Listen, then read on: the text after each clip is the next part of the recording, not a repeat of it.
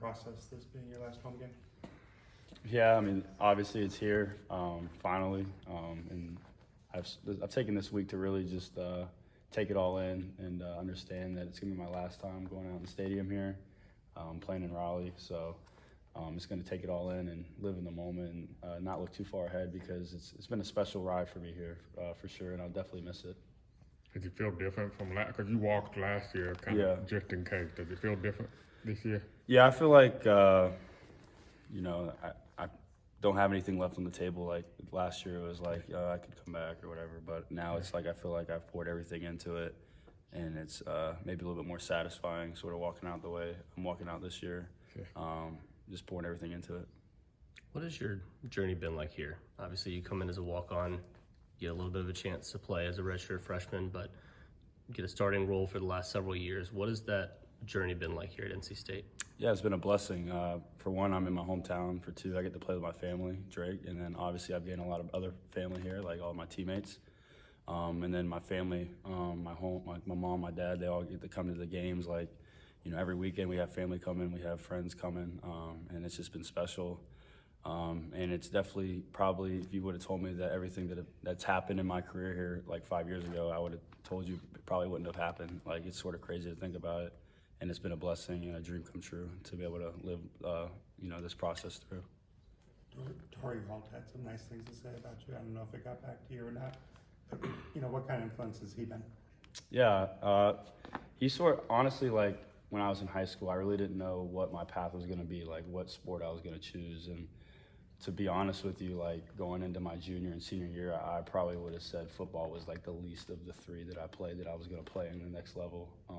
Just based on my size and just based on what I thought of myself as a player. I thought I was an okay player, but like I would say him and Dwayne Washington really spoke highly of me, spoke confidence in me, and it really, you know, led me to be able to play here. I felt like those guys were definitely influenced people in my life that really helped me out.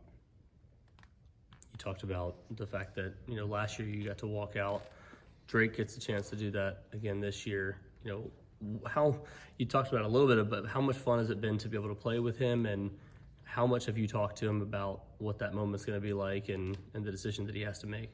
Yeah, our journey goes all the way back to the backyard, you know, one-on-ones that we used to do. It goes to we used to play football at halftime games of like Super Bowls back in the day in our living room and with couches, and the two couches were the touchdowns. Like I remember Tom Brady was playing the Panthers in the Super Bowl, and we were playing football at halftime. I remember it like it was yesterday. But just, you know, experiencing everything I have with him, even going through high school, it's been a blessing. And you know, to play at the level that we're playing at you know, at our hometown, you can't really speak it into exist. Like, it's been a dream come true, and it's hard to even put into words. How much have you seen through your eyes MJ becoming more that vocal leader and making this, now that he's been thrust into this position, taking control, making this offense like his team? Yeah, I mean, it's hard for a young guy like him to take control of a team as veteran as we are. And so, like, you know, I'm looking at it as like I have someone that's like basically my little brother's age, like throwing me passes out there.